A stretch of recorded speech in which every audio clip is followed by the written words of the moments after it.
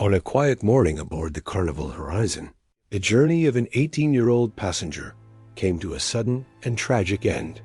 We had talked it over with our travel agent, and that was what was suggested. What began as a simple family vacation shifted into a puzzle layered with silence, unanswered questions, and a cabin that held far more than anyone expected.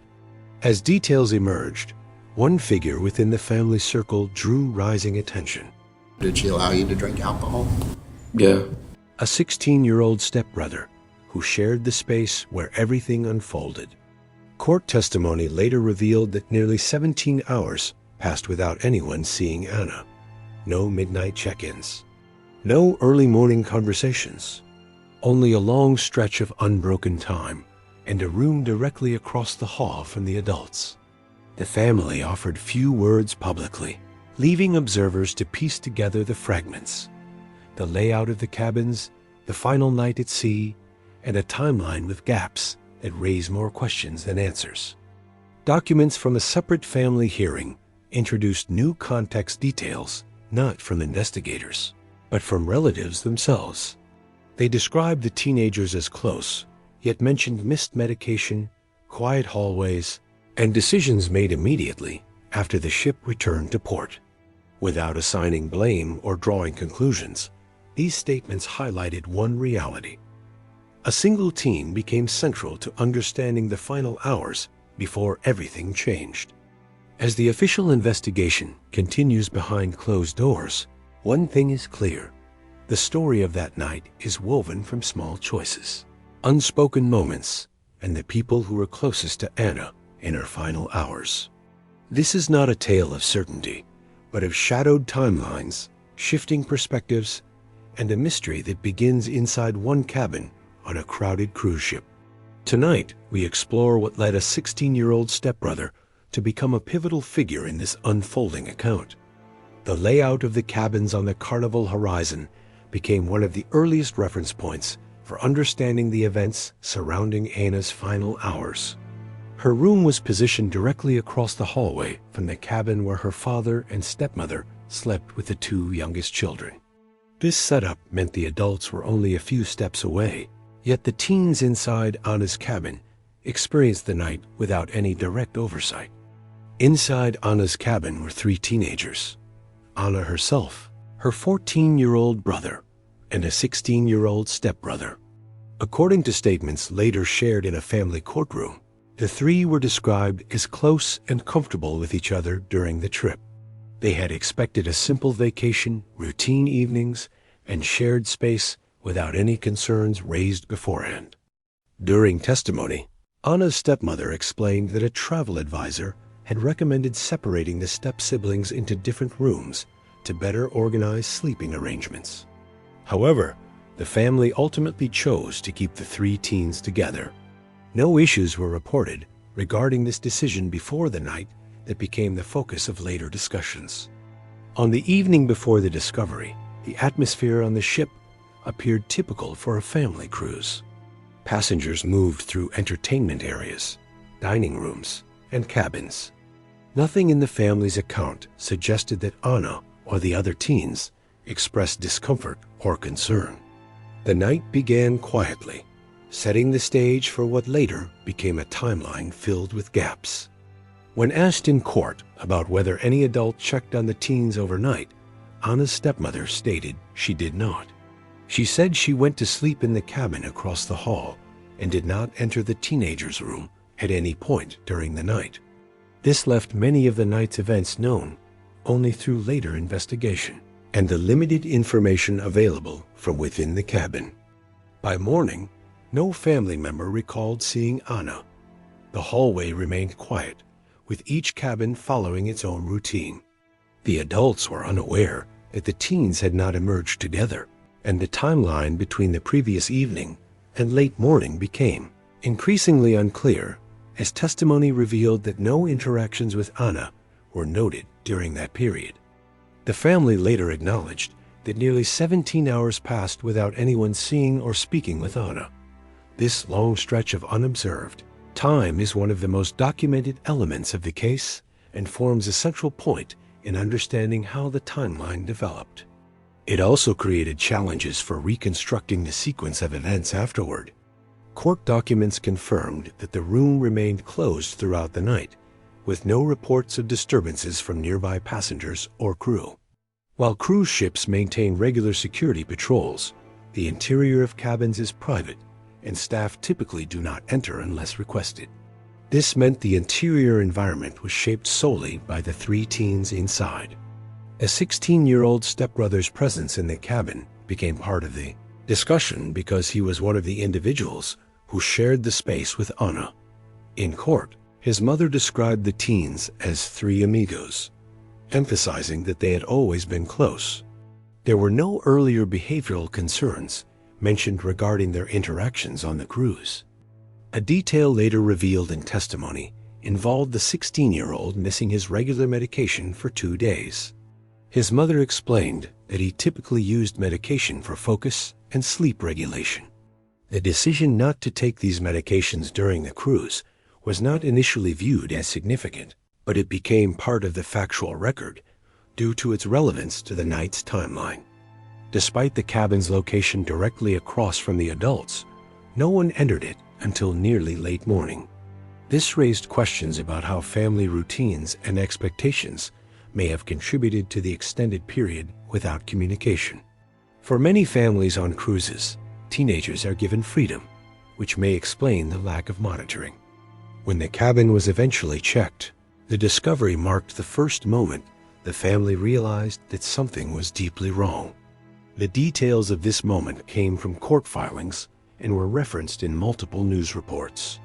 The adults were confronted not only with the immediate situation, but also with the realization that many hours had passed unnoticed. Following the discovery, procedures on board the ship shifted quickly, involving medical personnel, ship authorities, and later external agencies.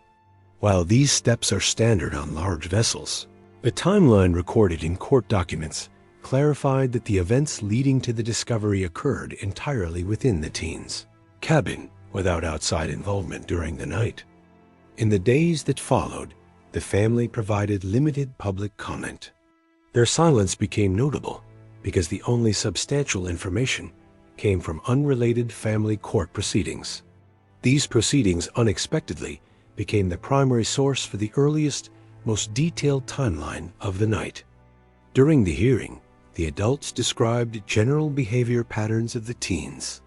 They emphasized unity, comfort, and familiarity among them. Nothing in the record suggested conflict during the trip. The absence of concerning behavior earlier in the cruise made the sudden shift in events harder to reconcile with known family dynamics.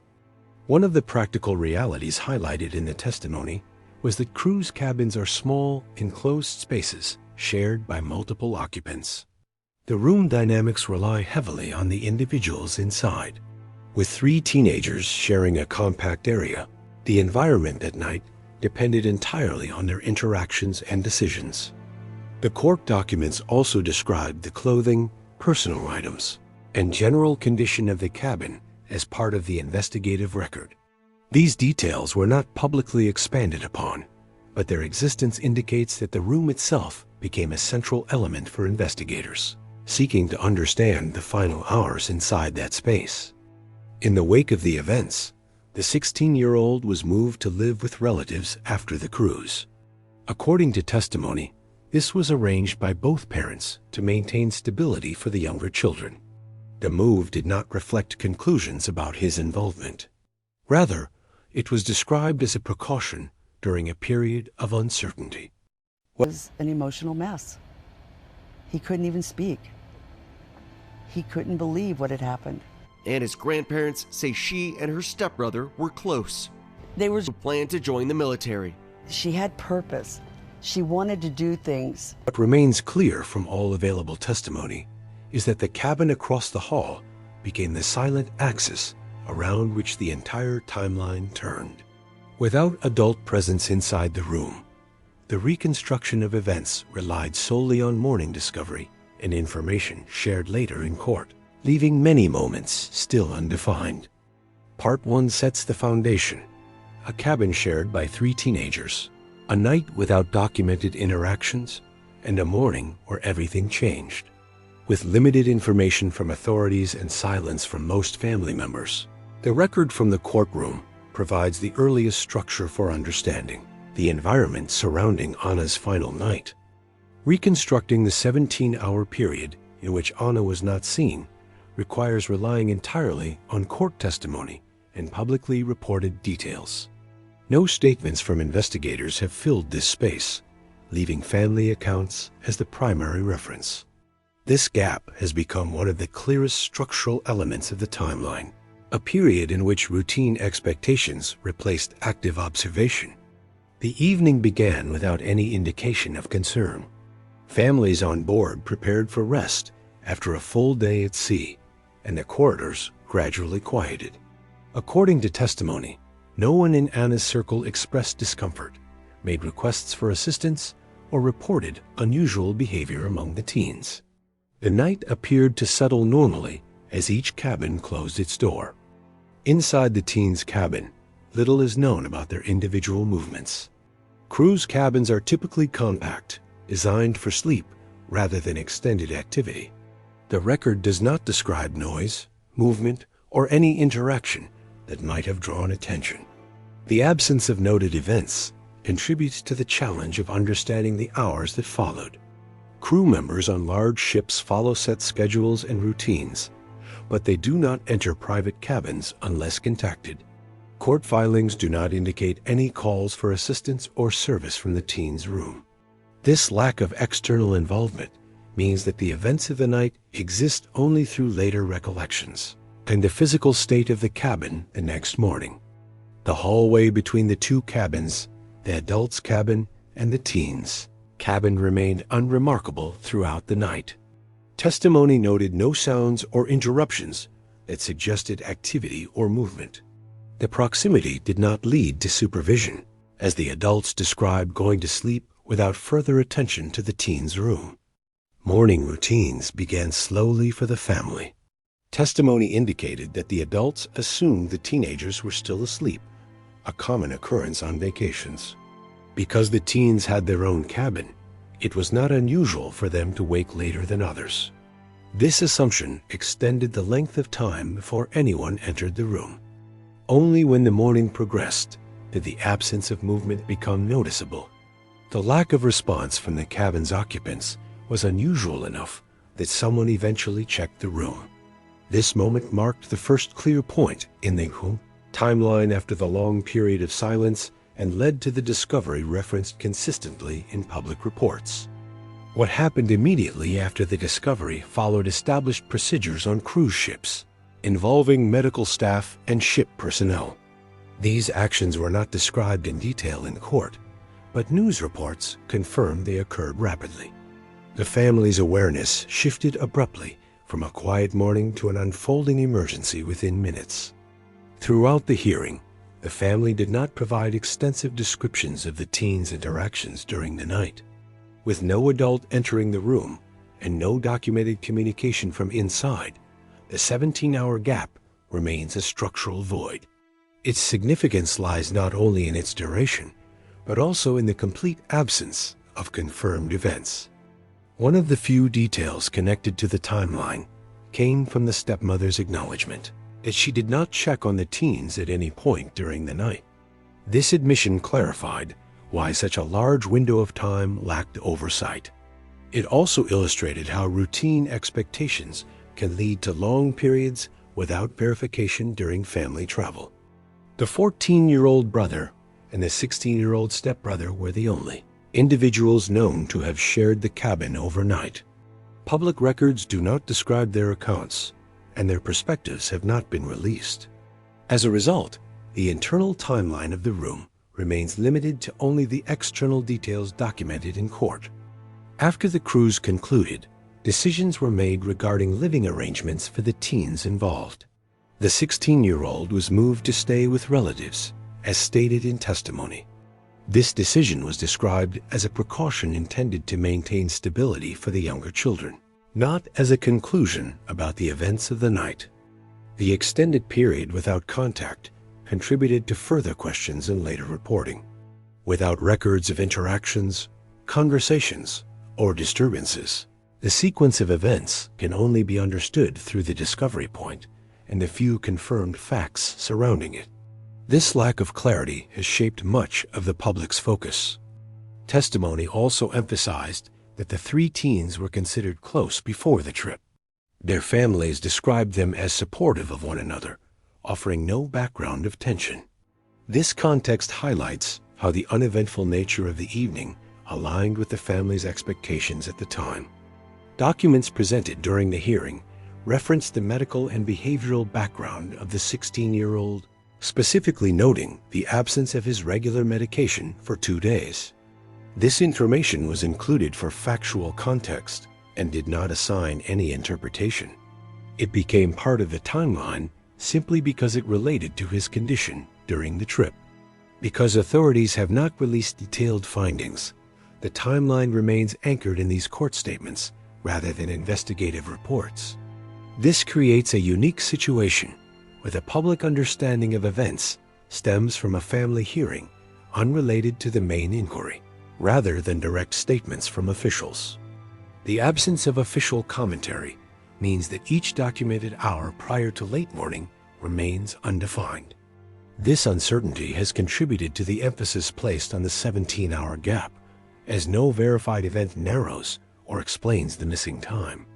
It is a space filled only by routine assumptions and unverified periods of rest. For investigators, long gaps like these often present challenges, as they require relying on physical evidence and later testimony rather than real-time accounts. In this case, many of the individuals involved were minors, adding additional limitations on available information. Public documents reflect these restrictions. What is clear is that the 17-hour gap created the framework through which all later details were interpreted. Without direct information from within the cabin, the context of the night depends entirely on what was said afterward, how the cabin was found, and who occupied the room with Anna during those hours.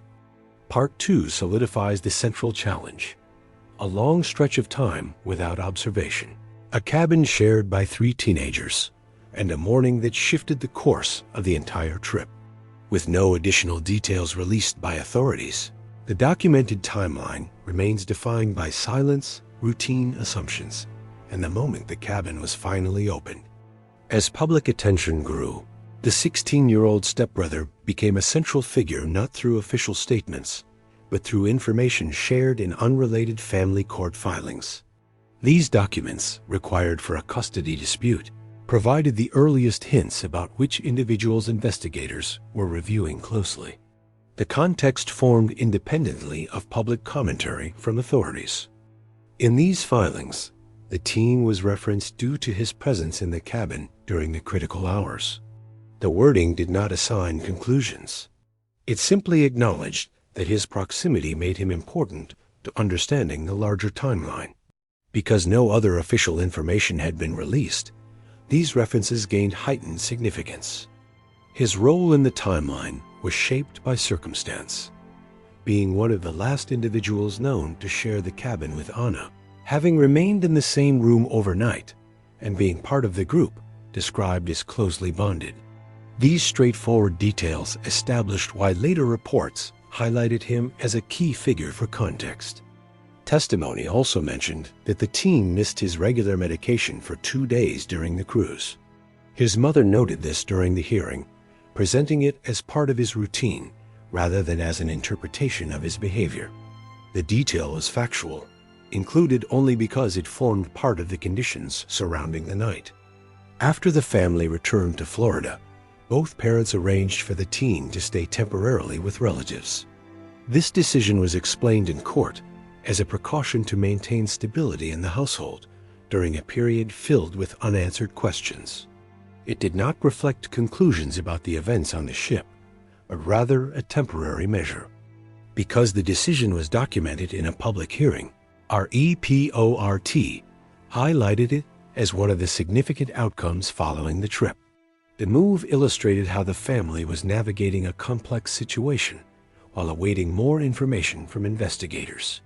It also became one of the few concrete actions taken in the days immediately after the return. The absence of official statements created an unusual dynamic. Instead of law enforcement shaping the narrative, it was the family's own testimony that identified the factors contributing to public attention. This structure meant the teen's role was not described through conclusions, but through circumstance and confirmed placement within the timeline. Court records described the teens as having been very close before the incident. Statements referred to them as enjoying the trip together and sharing a harmonious relationship. This information added additional context, showing that no noted conflicts existed in the family's account of events prior to the night in question. However, the combination of the long period without observation, the location of the cabin, and the minor's presence inside the room positioned him naturally within the areas of interest surrounding the case. This placement did not create conclusions. It simply highlighted where information was most limited and most needed. The family's silence outside the courtroom added to the sense of uncertainty. Reporters noted that relatives declined to answer questions as they left the hearing, offering no additional clarity. This left the public with only the documented statements and the structured timeline provided through legal filings. Meanwhile, the medical examiner had not released the full autopsy or toxicology report. Without these findings, crucial information about timing, conditions, or contributing factors remained unavailable. This lack of detail helped explain why certain individuals were referenced only in terms of proximity rather than interpretation. The FBI also did not provide updates. Following agency policy, they declined to comment on open cases, which kept their internal process entirely out of public view. This silence highlighted the contrast between officially withheld information and the incidental details revealed through the family court process. In many investigations, early information tends to come from authorities. Here, it came from a custody hearing, where the focus was not the incident itself, but the well-being of younger children. As a result, the teen's role emerged indirectly through descriptions of living arrangements, behaviors, and parental decisions. These layers of context shaped why the 16-year-old became a repeated focal point in news coverage. His presence in the cabin was undisputed. The timeline surrounding the night contained long gaps, and the family acknowledged specific details about his condition and movements. None of this required speculation to understand its relevance. Readers and viewers often look for clear explanations, yet the available documents did not provide them. Instead, they offered neutrality. The teen was in the room, shared the space, and was part of the environment investigators were reviewing. With limited information from other sources, this placement became the structure for understanding his involvement. Other family members added additional testimony, including references to past household conflicts unrelated to the trip.